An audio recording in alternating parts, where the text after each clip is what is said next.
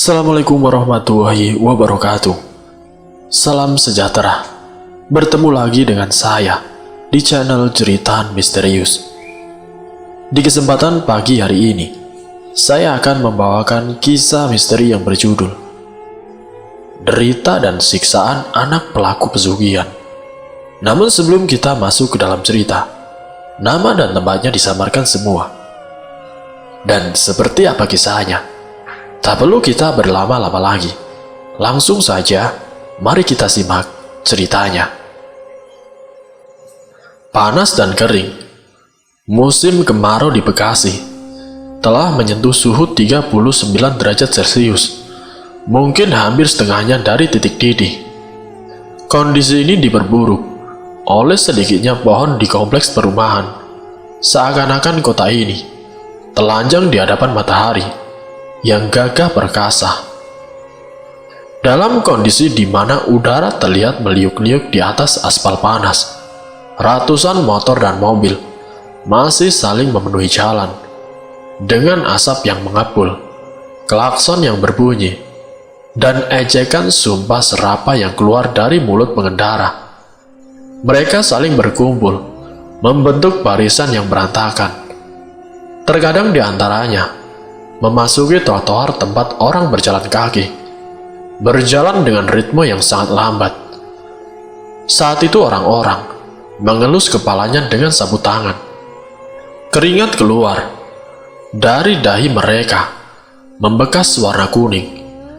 Terutama orang ini yang berteriak dari pagi, memanggil namaku di depan pagar. Pak Tumpal namanya.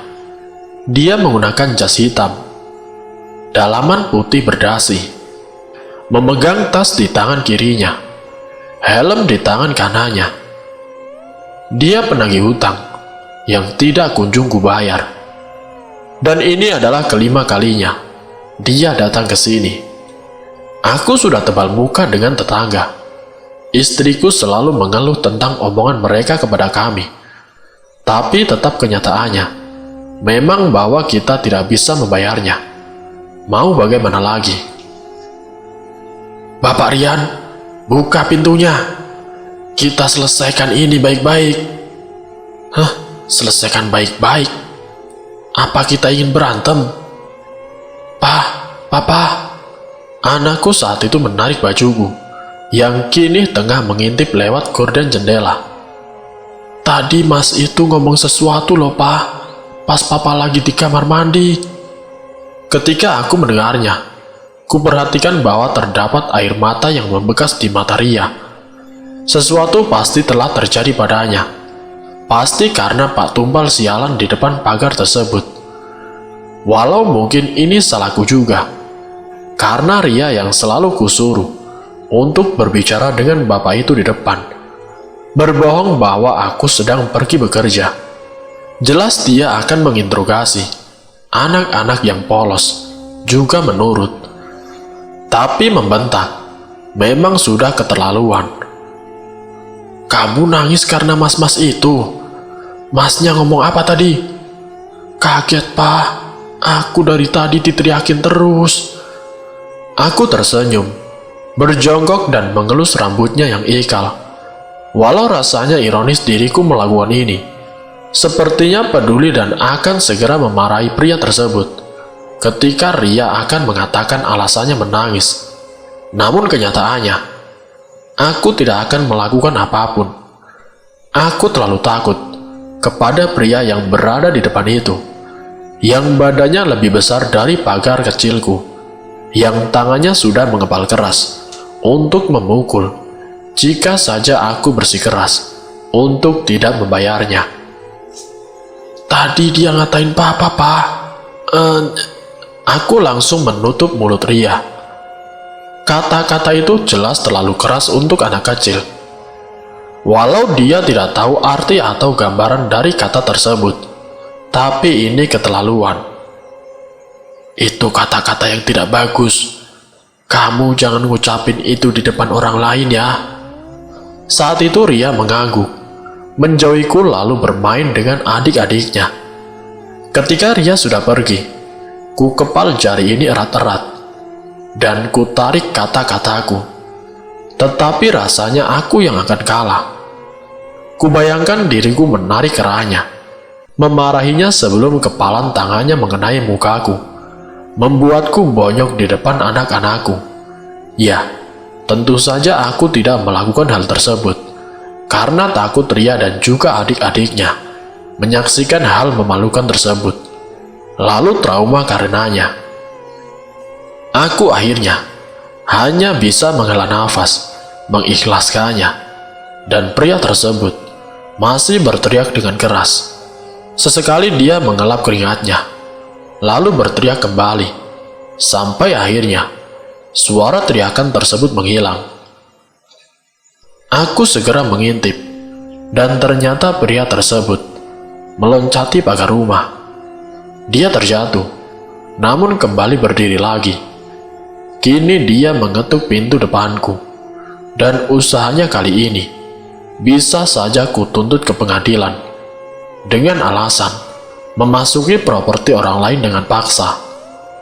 Walau demikian, tentu saja aku tidak akan melakukannya. Apalagi nanti malah diriku yang dituntut balik karena tidak membayar hutang sesuai perjanjian kontrak yang sudah ditandatangani di atas materai. Saat orang-orang itu mulai berkumpul melihat pertunjukan ini, aku kembali mengintip, dan ternyata si penagih hutang juga sedang berusaha mengintip kaca rumahku. Jantungku langsung copot, bertatap langsung dengannya. Wajahnya saat itu seketika memerah marah, dan dia semakin menjadi-jadi berteriak, "Saya tahu Anda di sana. Keluar sekarang juga, Bapak Rian. Bapak Rian, keluar sekarang juga." Aku menghela nafas kembali. Kulihat anak-anakku ketakutan sambil menutup kuping mereka. Aku akhirnya membuka pintu tersebut dengan perasaan enggan. Saat itu dia tanpa aku persilakan segera duduk di kursi panjang di ruang tamu sambil menyeka keringatnya.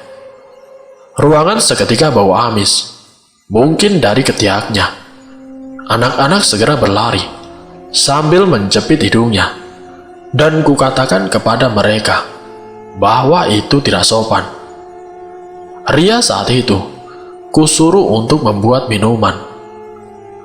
"Saya sudah kenal Bapak loh, sudah 5 kali saya kesini. Kenapa Bapak masih tidak mau buka pintu buat saya?" Dia mengelus keringatnya kembali.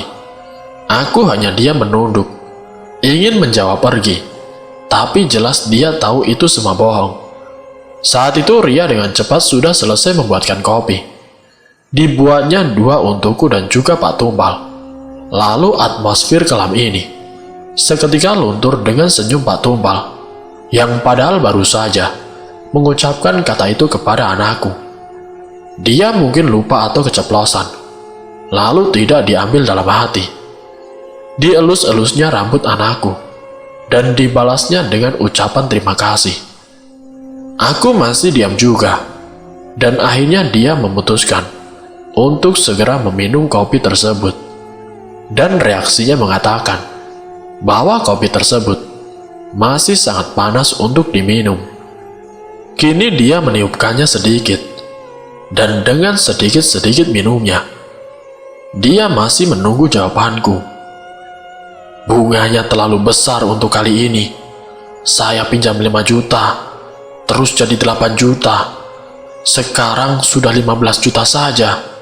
Aku akhirnya menjawab. Takut-takut langsung kubahas saja permasalahan utamanya. Kini aku yang bertaburan keringat.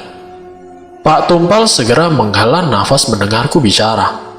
Dia saat itu juga langsung membuka buku catatannya yang lebar dengan barisan nama-nama juga angka-angka. "Jika Bapak masih tidak mau bayar juga, mungkin hutang Bapak bisa berlipat sampai..." Dia menghitung. Kertas catatannya ia pakai sebagai coret-coretan. Tidak peduli dengan betapa rapinya dia menyusun daftar hutang orang-orang yang terlihat banyak juga ia coret. Dan ia gantikan dengan angka baru, angka yang 0 berlebih 1, setiap beberapa bulannya. Hah? 30 juta? Gila. Dia berkata bahwa ini sudah kesepakatan awal yang kuterima.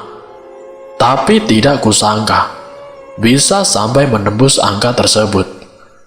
Aku jelas tidak benar-benar membaca kesepakatan, asal tanda tangan untuk mendapatkan uang segera. Tapi bisa jadi juga aku terjebak dalam penipuan. Seperti bisa saja ketentuan ini ditulis kecil-kecil hingga terlewat dan tidak terbaca. Tapi kalau ditanya lagi ini salah siapa? Jelas ini salahku 100%. Bapak bisa nyicil, saya bisa ngaturnya, ujar Pak Tumpal. Nyicil? Sebesar itu bunganya? Ini mah bisa nyicil seumur hidup. Gila kamu. Aku berdiri, ku gebrak mejaku. Saat ini aku jelas tidak bisa menahan sopan santunku. Ini sudah di luar batas nalarku. Sudah berapa banyak yang terjebak penipuan hutang berbunga seperti ini? Ya gini saja deh Pak. Dia mengeluarkan koreknya, memantikan api rokok yang kini berada di bibirnya. Saat itu dia mengempaskan asapnya ke wajahku, hingga diriku terbatuk. Terserah Bapak, pokoknya hutang ini harus dibayar. Dan jika Bapak masih tidak mau bayar juga, jangan salahkan saya jika terjadi apa-apa dengan Bapak. Nadanya keluar mengancam.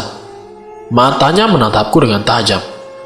Saat itu kupikir tidak perlu pukulan atau cubitan segala.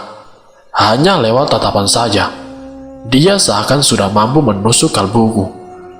Mengancam hingga bulu kuduku dibuat berdiri. Saat itu keringatku keluar dengan deras. Bajuku basah seperti lari maraton di tengah teriknya matahari. Suasana diam sesaat. Pak Tumpal kembali bersandar di kursinya, dan aku hanya bisa menelan ludahku. Tiba-tiba kepalaku menjadi pusing. Aku baru ingat, ada kopi di depan meja. Setelah aku menyeruput kopiku, Bapak mengancam. Dia malah tertawa mendengar ucapan dariku yang dihasilkan dari keberanian yang kukumpulkan. Nadaku yang seharusnya menjadi marah malah menjadi seperti emprit, takluk oleh grogiku. Juga makananku sejak pagi yang rasanya ingin kumuntahkan. Juga makananku sejak pagi rasanya ingin kumuntahkan saja sekarang. Kamu tahu sendiri bagaimana kita debt collector ngejalani tugas. Mungkin besok bos saya akan mengirim saya lagi ke sini. Orang lain yang lebih kompeten untuk bisa meyakinkan Bapak untuk mendapatkan duit. Aku kehabisan kata-kata. Setelah di PHK dan belum mendapatkan pekerjaan, penghasilanku tidak menentu. Semuanya dihasilkan dari istriku yang bekerja di bidan. Namun itu pun habis demi pendidikan anak-anak dan juga biaya makan. Berbagai cara ku coba pikirkan, meminjam ke kakak, mertua, teman. Sudah kulakukan itu semua, dan bahkan hutang mereka belum kubayar hingga saat ini. Begini, Bapak pikir bagaimana saya bisa mencari duit? Saya sendiri hutang loh ke instansi Bapak. Ya karena tidak ada uang. Saya mohon Pak. Pertama, saya tidak berpenghasilan. Anak saya juga butuh duit buat sekolah. Dan Bapak tahu sendiri, sekolah semakin mahal sekarang. Beras juga, bensin. Istri saya di bidan penghasilannya tidak banyak pula. Ayolah Pak, coba pahami keadaan kami. Aku menyerah. Aku hanya bisa memberi alasan rasional, meminta belas kasihan. Saya bilang terserah Bapak, jual televisi kek, jual motor kek, atau Bapak sekalian saja mencari pesugihan kek. Saya tidak peduli. Yang penting Bapak bisa bayar. Pak Tumbal segera mengambil bukunya, menyimpannya di dalam tas, dan keluar dari pintu rumahku. Akhirnya tidak ada yang diselesaikan, kecuali memberiku ancaman dan saran persuasif untuk membayar hutang. Melihat Pak Tumbal sudah pergi, Ria segera menyalami tangannya, dan dielusnya lagi kepala Ria, dan diselipi uang 5.000, katanya untuk uang jajan. Saat itu Ria segera menatapku kebingungan. Diberinya aku handuk. Ditanyanya aku apa ada hujan barusan, atau ada hujan di ruang tamu. Ku bilang iya, ada badai lewat barusan, dan kini masih terus berlangsung, juga berdiam di kepalaku. Keringatku kini tidak juga turut berhenti, walau bapak-bapak itu sudah melewati pagar, hilang bersama asap-asap kendaraan, dan juga udara yang meliuk-liuk. Aku duduk di atas ranjang, saat istriku sedang mengganti seragam bidanya ke baju dasarnya.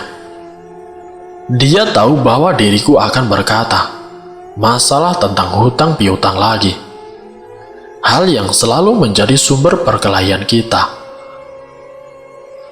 Semenjak menikah, seakan masalah itu yang terus mengganggu rumah tangga kami, dan diperparah ketika diriku di PHK. Kalau dipikir lagi, hutang kita selalu berkaitan dengan barang-barang yang diinginkan istriku, terutama saat aku tidak bisa langsung membayarnya. LCD, AC, kulkas, dan lain sebagainya. Mungkin bisa dibilang, miskin-miskin seperti ini, kita tetap ingin dianggap setara dengan warga-warga kota. Walau kami ini hanya tinggal di kampungnya kota, dan aku terkadang menyetujuinya. Aku merasa aneh jika melihat mitra kerjaku memiliki laptop mahal dan kami tidak punya. Tapi pada kenyataannya, tidak ada di antara kami yang butuh. Aku hanya mengerti cara menulis di MS Word dan bermain soliter. Lalu lihatlah, kini kita terjebak hutang, kredit, semata-mata demi barang yang kita tidak butuhkan sama sekali. Apa sesungguhnya kita butuh AC ketika kipas saja ada, LCD ketika TV tabung belum juga rusak? Ini mungkin yang di televisi atau koran tersebut sebagai sifat konsumtif, atau entah namanya. Dan nyatanya memang produk-produk di televisi itu selalu menjadi candu di antara kita, agar dibilang masyarakat modern dan juga orang kota. Selepas PHK, sama saja tidak ada yang berubah. Seakan rutinitas, kebutuhan untuk berlangsung hidup, dan satu-satunya cara untuk memenuhi persyaratan hidup ini adalah dengan hutang, dan mencicilnya lewat gaji kecil istriku. Jadi gimana, Pak? Kali ini akhirnya dia yang memulai duluan. Istriku kini duduk di sebelahku. Rambutnya hitam dikuncir, matanya terlihat berkantung, lelah karena bekerja dari subuh hingga maghrib, lalu langsung disambut dengan masalah hutang piutang. Rutinitas baginya, masalah hutang piutang ini bukan pertama kalinya, tapi mungkin terparah. Tapi lihatlah, memang seperti narkoba persoalan ini. Sudah kelihatan efeknya, tapi tetap candu. Dan aku tidak yakin dia bisa mendengar 30 juta keluar dari mulutku. Ku jawab seadanya, sepantasnya.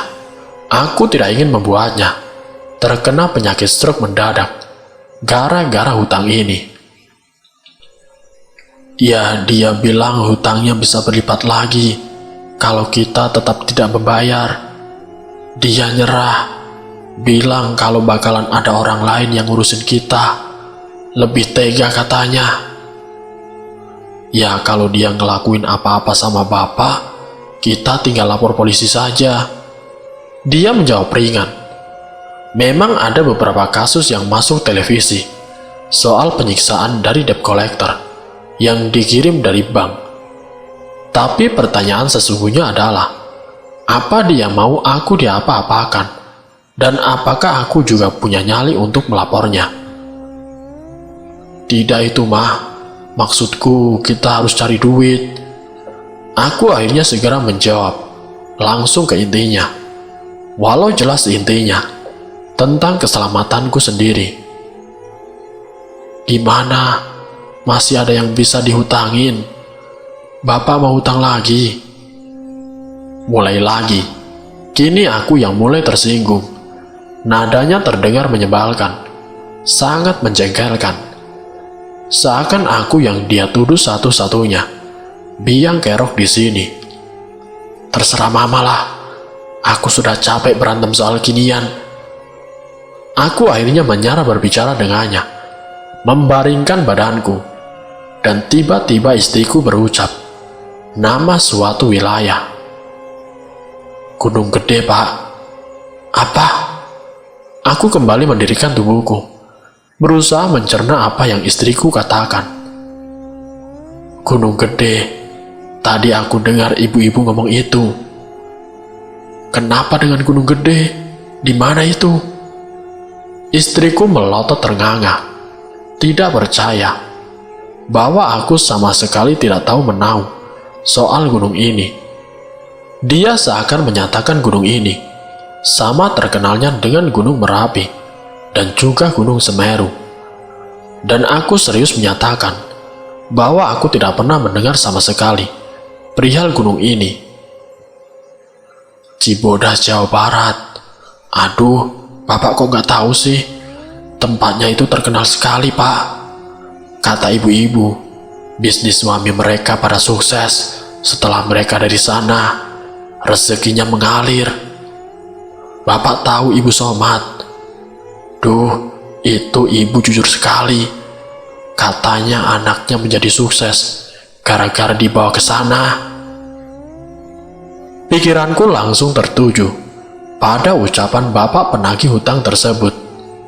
Ngesugih bahwa hasil uangku berasal dari yang gaib-gaib. Kamu serius? Serius? Aku telepon saudaraku biar dia beliin tiket sama kamu bisa tinggal sebentar di sana. Anak-anak sekalian deh kamu bawa pergi, sekalian liburan daripada kerjaannya cuma nonton TV di rumah. Istriku menjawab mantap, dan aku tidak bisa melawannya. Dia segera pergi menuju handphonenya, dan aku hanya duduk pasrah di ranjang ini, membaringkan tubuhku kembali, berpikir bahwa siapa tahu benar. Pokoknya apapun, demi hutang ini terbayar. Ke Gunung Gede. Aduh, masnya gimana sih? Harusnya hari Jumat Legi, atau enggak tanggal 12 bulan Suro. Kalau sekarang kurang manjur, ucap saudara istriku. Bang Ucok namanya. Rambutnya dibelah dua, memakai baju kotor baru dari kebun. Terlihat udik sekali. Dia sesekali mengeluarkan senyumnya, dan terlihat gigi dua depannya yang dihiasi dengan emas. Di sini dia sukses sekali. Tanah beratus-ratus hektar miliknya, dan dibuatnya kebun buat teh, dan juga sebagainya. Dia punya 3 mobil, 1 buat dia, 1 anaknya, dan 1 untuk istrinya. Ini mobil saya dapat pas bulan purnama. Ucok menunjuki mobilnya, mobil jeep yang kini ia kemudikan. Anak-anak aku titipkan di rumahnya, takut hilang ketika bermain di gunung tersebut. Apalagi dengar-dengar tempatnya sangat angker. Aku melanjutkan kembali pembicaraan kita, menanyakan yang tidak habis pikir di pikiranku. Kupikir percuma saja aku pikirkan ini. Lagi pula orang di sebelahku, buktinya menjadi sukses. Berarti sudah restu Tuhan, restu Pak Kiai juga, yang sudah meninggal dan dimakamkan di sana, bahwa semua ini baik-baik saja. Insya Allah ini halal. Lepas dari lamunanku, Ucok mulai menceritakan soal dirinya di antara liuk-liuk jalan menuju Gunung Gede, tentang bisnis barunya yang kini sedang kerancingan koleksi mobil kuno. Lalu buah-buahannya sangat rimbun dan laku. Saat tahu diriku mau ke Gunung Gede, dia juga ingin berkunjung, biar semakin panen kebunnya, yang kupikir terdengar murka sekali. "Sudah sampai, Pak." "Oh, ini Gunung Gede." Sudah sampai di sana, dan tidak kutemukan perasaan aneh sama sekali. Ekspresiku sangat datar, jauh dari ekspresiku tentang Gunung Selamat yang kukunjungi semasa kuliah, atau Gunung Merapi semasa liburan keluarga. Gunung Gede bukanlah gunung yang indah, hanya 3.008 meter tingginya. Pohon-pohonnya tidak tinggi maupun beragam, dan sudah banyak pemukiman masyarakat, menghilangkan keasrian hutan di Gunung Gede ini. Namun walau demikian, Gunung Gede ini didatangi banyak sekali pengunjung, bahkan ketika bukan pada hari utama. Saat sampai di sana, terpampang tulisan tempat wisata Gunung Gede, dengan tempat parkir luas dan mobil-mobil luar biasa bagus, Audi, Mercy, BMW, dan juga sejenisnya. Ucok bilang bahwa menteri, DPR, calon presiden, dan politikus-politikus sering berkunjung ke sini. Bahkan sampai Soeharto sendiri, yang katanya butuh restu Eyang Jago untuk jadi Raja Jawa. Kalah Nyi Roro Kidul sama Eyang Jago. Katanya lebih baik kita langsung ke makam Eyang, tempat sumber rezeki kami. Kita menaiki tangga-tangga yang telah dirawat dengan baik. Terdapat tiang lampu yang cantik berjajar di tangga tersebut, dan gerbang yang menunjukkan tempat padepokan. Di atas sisi gerbang, coraknya adalah khas orang-orang Tionghoa. Di atas gerbangnya terdapat papan bertuliskan Arab. Juga terdapat ukiran-ukiran pada batu di antara kedua sisi gerbang. Coraknya adalah khas orang-orang Tionghoa. Mungkin kalau diperhatikan lagi, memang banyak sekali ornamen Tionghoa di Gunung Gede ini. Saat aku bertanya perihal ini, kata Ucok memang di sini merupakan tempat tinggal warga Tionghoa dan juga tempat wisata utama warga Tionghoa. Karena kebanyakan dari mereka yang percaya dengan keberuntungan. Kalau kita makan, tidak jarang bakalan ketemu dengan warung sate babi dan jajanan tidak halal lainnya. Sedikit yang Islam, tapi sembahyang di depan makam imam. Toh demi kaya, pindah agama beberapa menit juga tidak apa-apa menurut mereka. "Bapak mau selamatan?" ucapnya.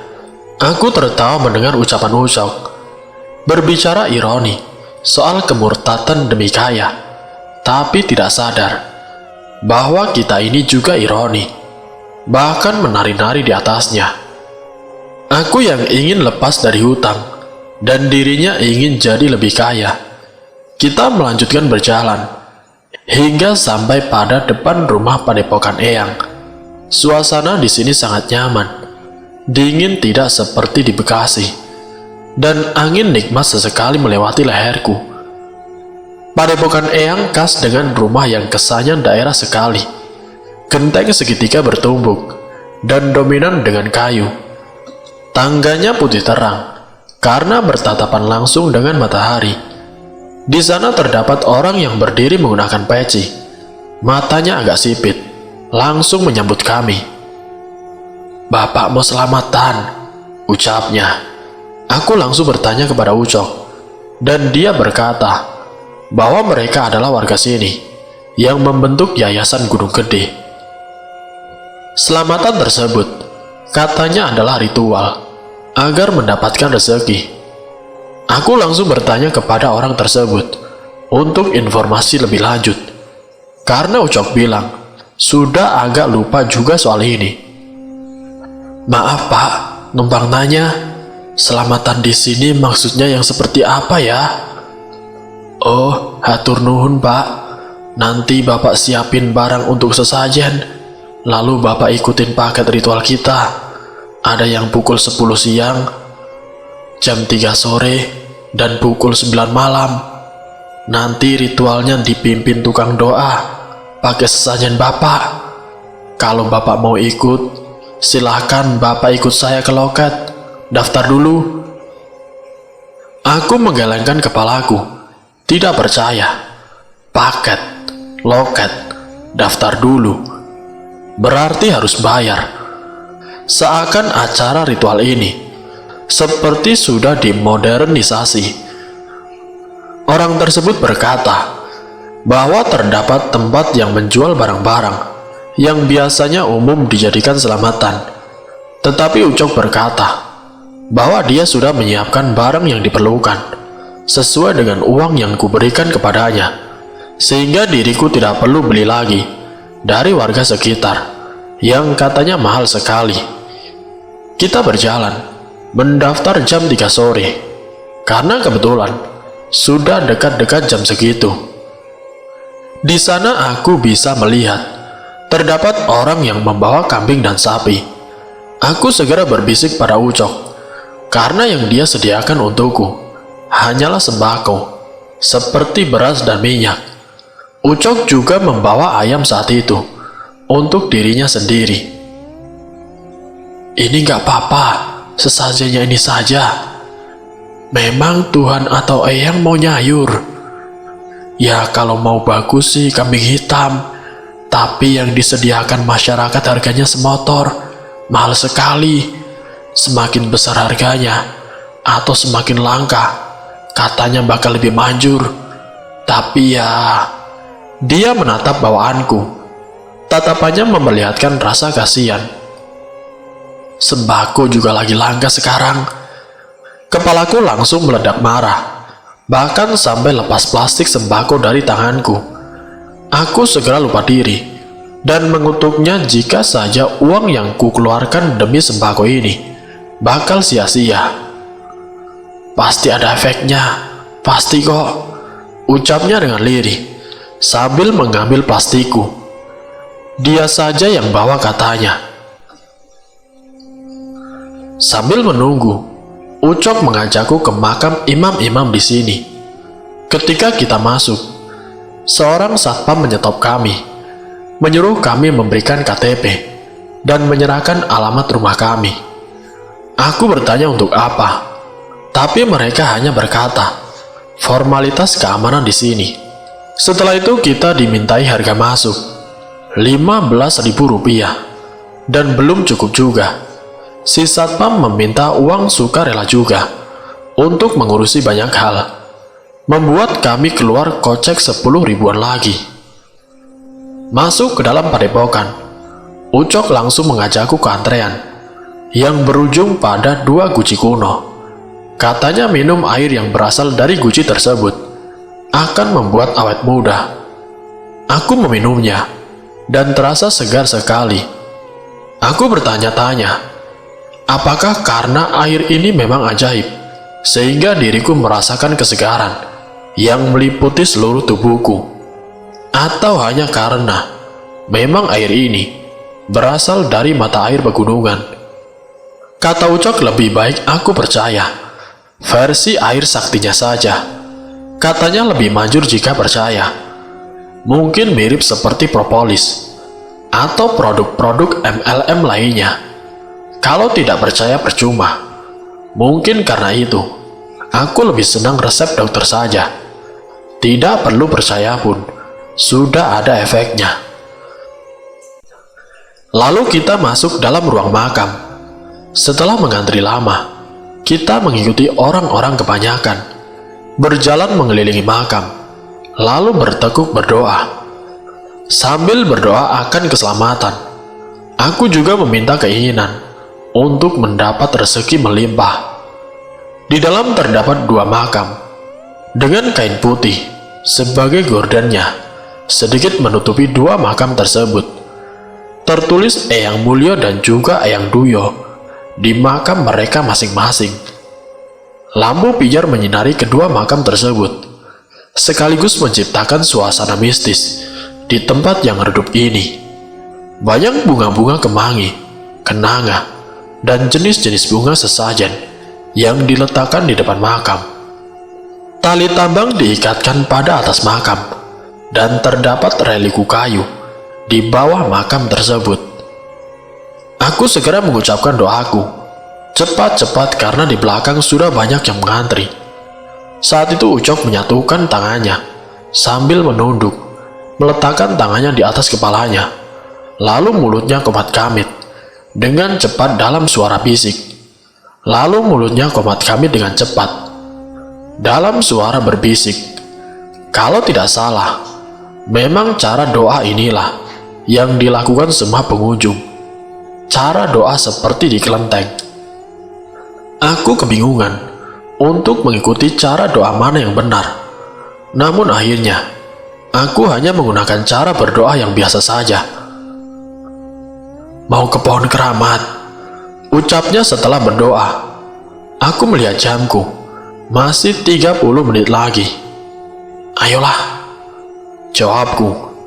Kami lalu berjalan menuju pohon itu, tidak jauh dari tempat makam, berada di daerah Pasarean, tepat di depan padepokan.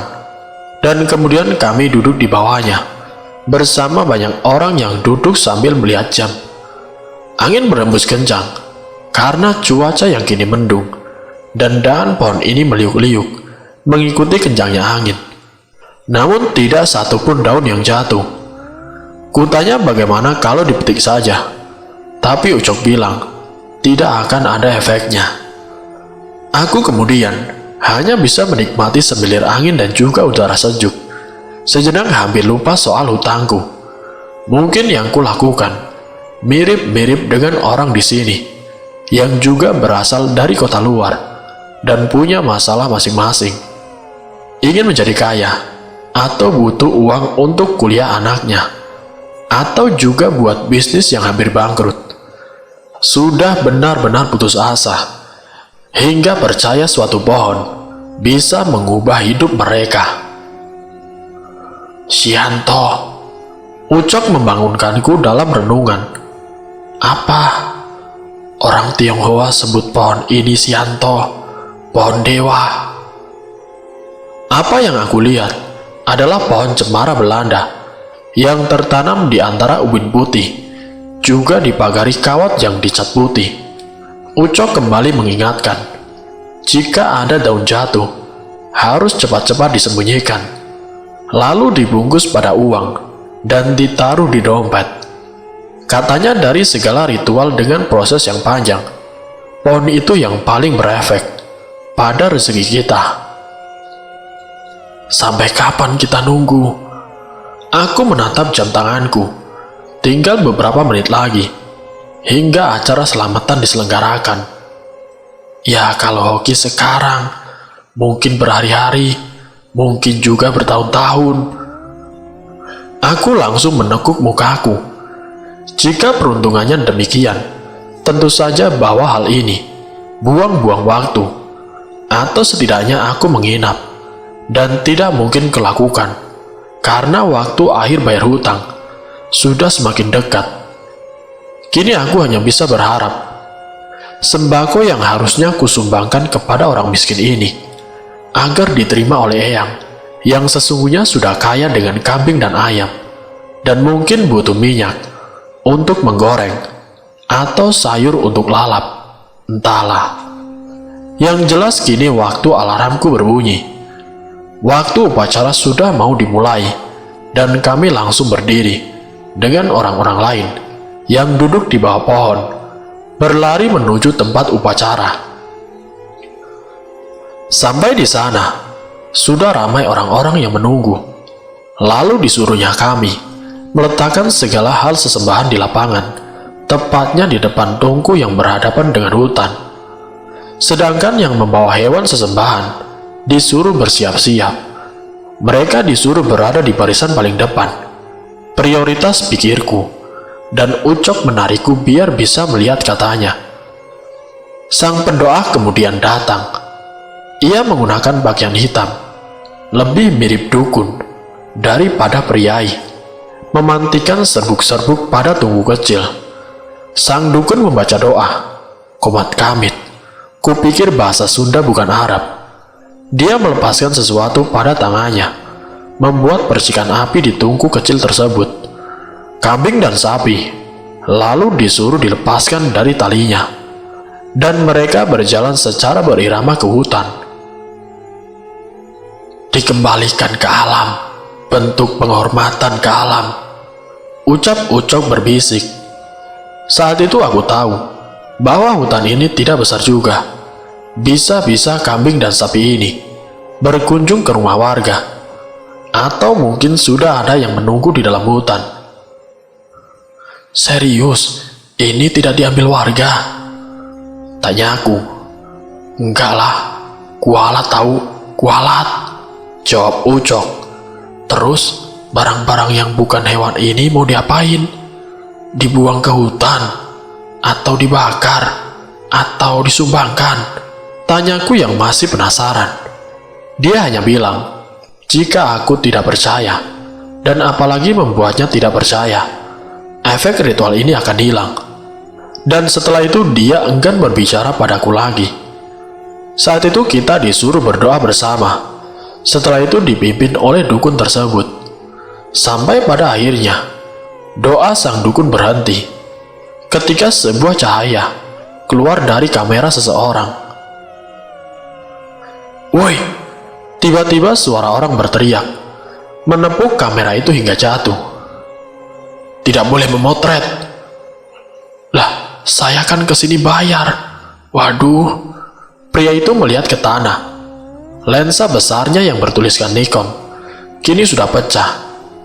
Aku ingat harganya mahal sekali. Mungkin 12 juta. Satu kameranya.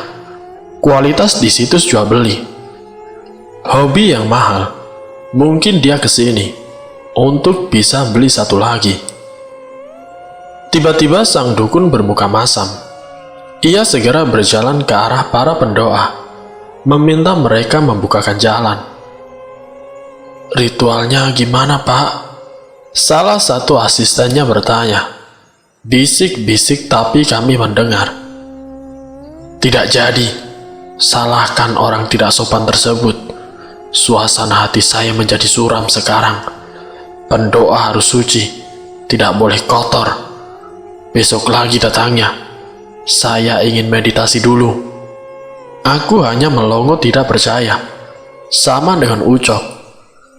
Bagaimana bisa seenak jidat si pemimpin doa melakukan hal tersebut? Saat itu orang-orang mengerumuni si pria berkamera. Dan aku menarik Ucok yang sepertinya juga emosi pada laki-laki tersebut. Dikira harga ayam murah apa? Sialan. Sudah, Cok, kita istirahat di depan pohon itu saja. Aku berusaha menenangkannya. Padahal hatiku mungkin lebih muram daripadanya. Aku jauh-jauh dari Bekasi ke sini dan hanya mendapatkan kekecewaan.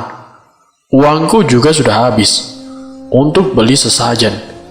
Dan kini pikiranku adalah bagaimana memberi alasan kepada istriku yang menunggu kabar kesuksesanku di sini, yang nyatanya hasilnya nihil sama sekali. Lalu aku dan Ucok duduk di bawah pohon, dan rasa kantuk menyertaiku. Aku lalu tertidur sebentar. Setidaknya cukup untuk membuatku fokus di jalan saat menggantikan Ucok mengemudi. Kamu pengen kaya? Seseorang mengucapkan bahasa Sunda pada aku, yang kupikir bertanya jika aku ingin jadi kaya. Dia menggunakan baju hitam, seperti pakaian zaman Belanda. Mukanya tidak terlihat, selain asap yang keluar dari lehernya. Tongkat besar dipegangnya, berwarna emas berukir naga. Dia berjalan mondar-mandir, mengucapkan sesuatu pada aku. Aku tidak paham. Aku melihat sekitarku saat itu. Diriku seperti berada di dalam padepokan, namun tanpa kedua makam tersebut. Bau manis dupa mengelilingiku saat itu. bercampur dengan bau sesajen bebungaan. "Aku ambil anakmu." Dia menunjuk sesuatu padaku sambil mengucapkannya.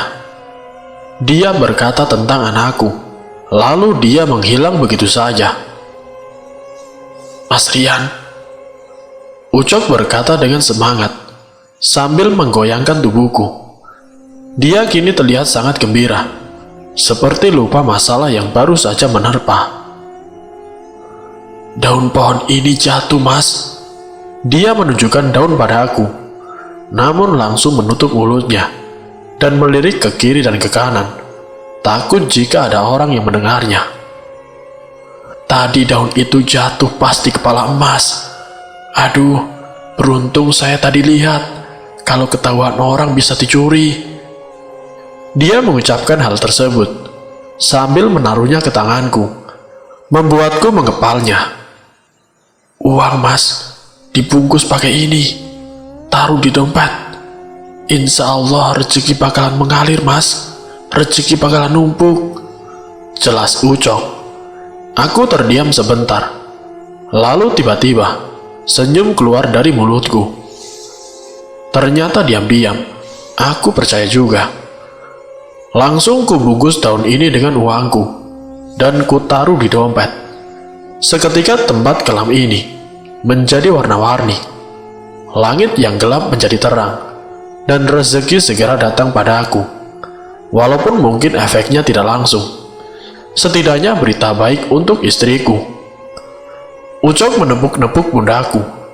Dia ingin traktir diriku di restoran paling mahal di Bandung. Katanya biar rezekinya nular. Dan kini aku pikir, ini rezeki pertamaku. Akhirnya bisa makan selain tongkol di rumah. Kita segera ke mobil, dan Ucok bilang dia saja yang nyetir. Di tengah jalan dia berkata, katanya menginap saja seminggu. Tapi ku bilang, tiket yang ku beli sudah akan berangkat pulang, dan aku menolak tiket ganti. Lalu dia bertanya, apa aku bermimpi sesuatu? Aku menjawab iya, dan katanya itu berarti sudah restu dari Eyang. Aku hanya mengangguk, karena mungkin memang ada hubungannya. Dan kini aku sudah lupa-lupa sedikit apa yang tadi kakek itu minta. Benar saja ucapannya. Setelah aku pulang, istriku berkata, dia baru saja mendapatkan harta warisan dari saudara neneknya yang dulu sering ia kunjungi. Warisan tersebut berupa tanah yang telah dibanguni kontrakan, ramai sekali, dan uang yang tidak sedikit mengalir dari kontrakan tersebut. Saat itu katanya dia bermimpi ketiban durian, dan tahu-tahu sudah dihubungi bahwa namanya tertulis dalam wasiat. Tak elak ku cubit pipiku, minta anak-anak cubit juga, tapi rasanya sakit. Aku tidak bermimpi. Daun ini mengaruh. Sakti Mandraguna. Pria bernama Tumbal itu, ku bayar langsung di muka. Lebih beberapa juta buat dirinya. Kasian kesini mulu setiap hari, dengan dekilnya. Teriak siang-siang bolong, menahan malu dilihat orang-orang. Seperti macam orang gila saja. Dia langsung terima kasih manggut-manggut, cium tanganku di depan para tetangga, berasa majikan dan juga budak saja. Setelah itu tiba-tiba teman kuliahku, yaitu si Reza, mengajakku bisnis ikan sidat, dan aku hanya perlu investasi sedikit, dan langsung usaha ini laku keras. Untungnya ratusan juta setiap bulannya, karena siapa tahu sidat yang baru ku tahu namanya saat itu tiba-tiba menjadi makanan favorit seluruh Indonesia. Media sosial memang edan, apa saja yang enak bisa kesebar, dan dari mana saja pengen segera mencobanya. Uang hasil keuntungan ini langsung ku pakai untuk rumah, mobil, dan juga sebagainya dalam kebiasaan kami sebagai keluarga konsumtif. Tidak lama istriku keluar dari bidan. Dia langsung membuka bisnis baju, dan usahanya juga tidak kalah. Pasti keren gunung gede bukan? Ku bilang apa? Dia selalu mengucapkannya pada aku. Hidungnya kembang-kembis saat mengucapkan hal tersebut. Tapi kebahagiaan kita tidak lama. Ria jatuh sakit saat itu. Dan seketika berapapun harta yang kita punyai, tidak mampu membendungi perasaan sedih kami. Ternyata kekayaan macam makanan halal, mobil, rumah megah dan sebagainya tidak ada artinya ketika seseorang yang kalian kasihi ataupun dirimu sendiri sakit, terutama istriku yang setiap hari menangis melihat kondisi Ria. Kondisinya jelas bukan sakit biasa. Pertama, memar muncul di tubuhnya. Kutanya apa dia jatuh, namun tidak katanya. Ku pegang dan katanya tidak sakit. Akhirnya kami bawa ke dokter, dan kata Pak Dokter, dirinya kekurangan zat besi. Dan saat itu juga, Ria jadi tidak mau makan. Indomie kesukaannya, mie ayam dan mie lainnya, ditolak olehnya. Satu-satunya yang ia suka, kini adalah daun sawi. Tidak mau bayam atau semacamnya, hanya sawi saja. Dan kini tubuhnya semakin kurus dan kurus. Jelas bahwa tidak ada kandungan gizi apa-apa di sawi. Singkat ceritanya, beberapa bulan kemudian, memar mulai muncul di lehernya, tangan kirinya, kakinya, dan seluruh badannya. Lalu yang paling mengerikan, Ria mulai demam dan sering kejang-kejang. Busa keluar dari mulutnya, yang kami pikir adalah ayan. Tapi ternyata bukan. Ya Tuhan, itu bukan ayan ku bilang. Ria seketika itu berdiri, berhenti dari kejangnya. Matanya menjuling ke atas, dan dia berbicara bahasa yang lain, yaitu bahasa Sunda. Sesuatu yang tidak pernah kami ajari padanya. Bahkan ibunya sekalipun, yang berasal dari Sunda. Ikut sama Mbah, jangan nakal. Dia tampar dirinya sendiri berkali-kali, dan saat istriku berusaha menghentikannya, dia merasakan sesuatu yang sangat kuat, membuatnya tidak mampu menghentikan apa yang Ria lakukan. Dia tetap menampar wajahnya sendiri keras-keras, hingga biru dibuatnya. Istriku hanya bisa berteriak dengan kencang, hingga tetangga pada datang, berbisik-bisik di depan pintu, bahwa anakku kena ayan. Di akhir dia akan menghadap padaku, melotot sambil menyeringai, mengucapkan sesuatu yang kami semua mengerti. Ku ambil dia, ku ambil. Kami sekeluarga langsung ketakutan, dan seketika Ria terjatuh. Ku pisah dirinya dari pelukan ibunya, dan ku bawa dia menuju kamarnya. Lalu ku usir warga dari depan pintuku. Istriku saat itu langsung memukulku di dada dalam tangisnya, bertanya apa yang terjadi pada anakku. Aku ingat, Ma. Aku lupa cerita kepada kamu. Aku tidak bisa menahan tangisku. Aku segera terduduk bersandar pada tembok. Aku segera mengeluarkan dompetku. Ku buka uang dan daun yang membungkusnya. Ada kakek-kakek. Tiba-tiba omonganku terpotong oleh erangan dari dalam kamar. Papa. Ria keluar dari kamarnya. Dia minta dibuatkan Indomie dengan sawi. Istriku langsung memeluknya, mencium dahinya yang memar. Dia belum selesai mendengar ceritaku, tapi Ria berkata bahwa dia melihat sesuatu. Dia bermimpi buruk, dan deskripsinya mirip dengan apa yang ingin kukatakan. Ada kakek-kakek, bajunya hitam. Dia mukul aku pakai tongkat. Sakit, Pak, Bu, sakit, ujar Ria kesakitan. Beberapa hari kemudian, hal yang sama terjadi pada Ria. Dia tidak sadar diri lagi setelah kejang-kejangnya. Dan dokter berkata bahwa dia dalam keadaan koma. Setelah itu Ria diopnam di rumah sakit. Sudah sebulan sekarang.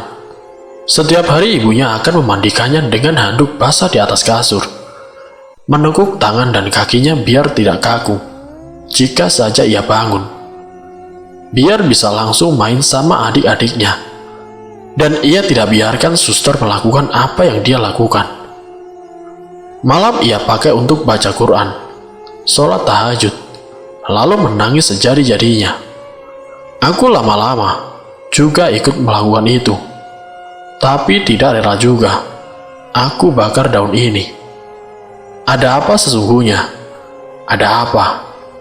Istriku juga tidak menyuruhku membakarnya, walau dia sudah dengar ceritaku.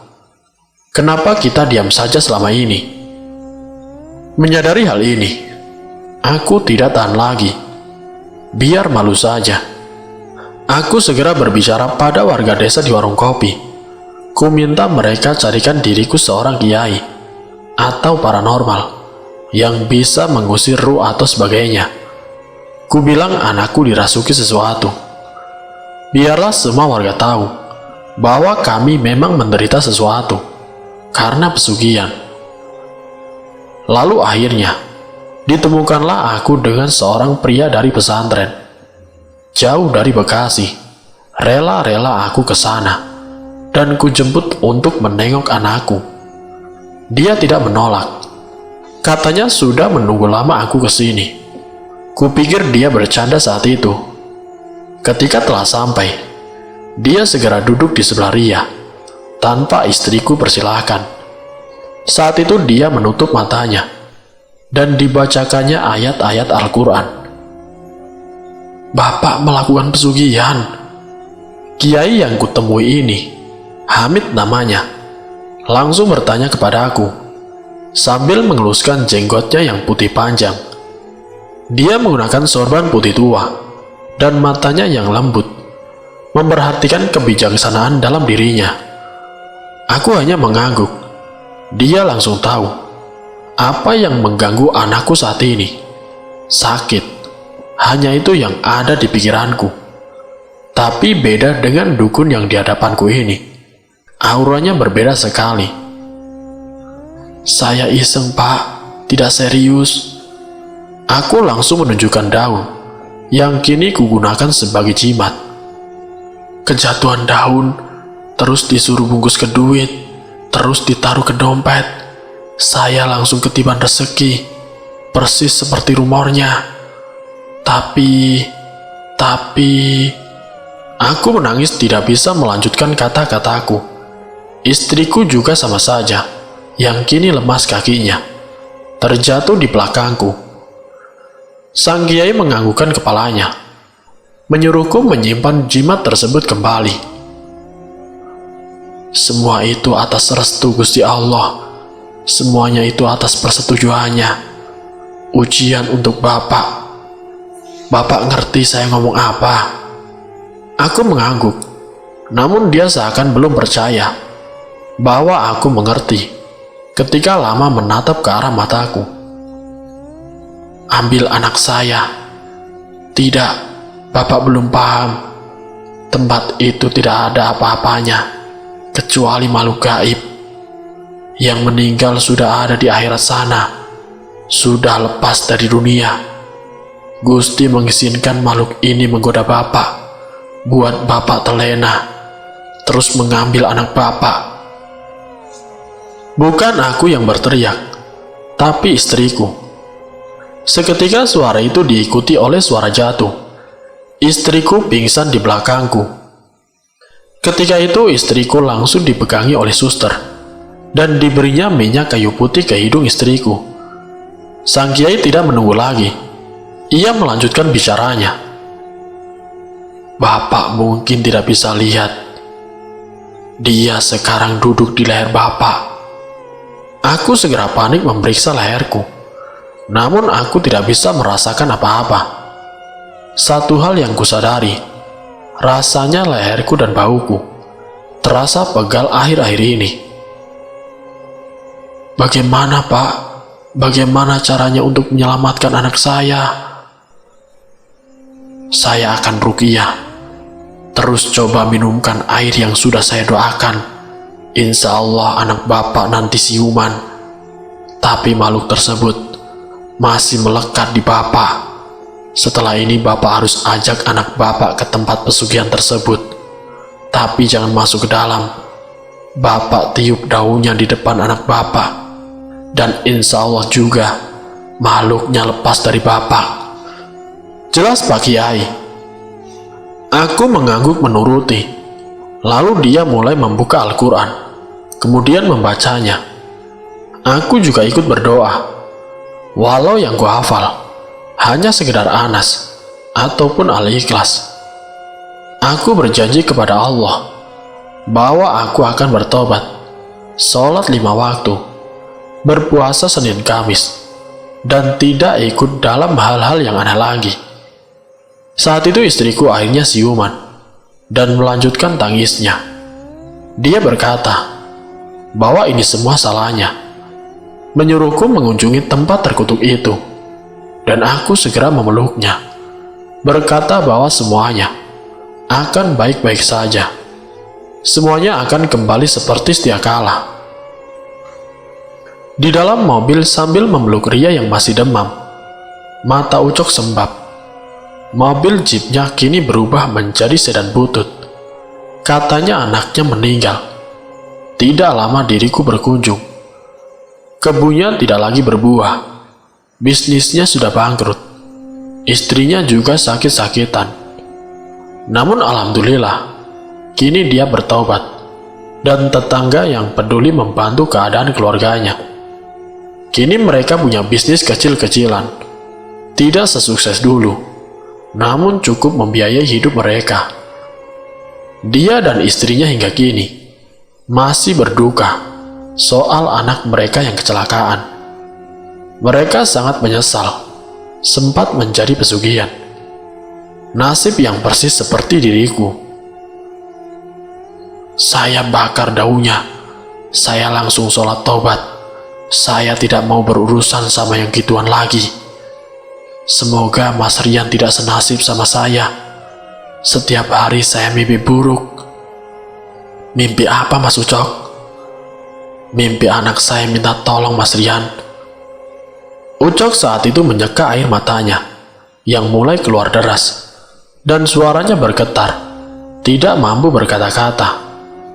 Aku menyuruhnya untuk tidak memaksakan diri menceritakan hal tersebut, dan aku bersyukur masih sempat menolong Ria. Kami kemudian sampai pada halaman depan, tangga menuju padepokan. Anakku memeluk kakiku. Ketika kutiupkan daun tersebut, tangannya gemetar, menggenggam kakiku erat-erat. Ada apa, Ria?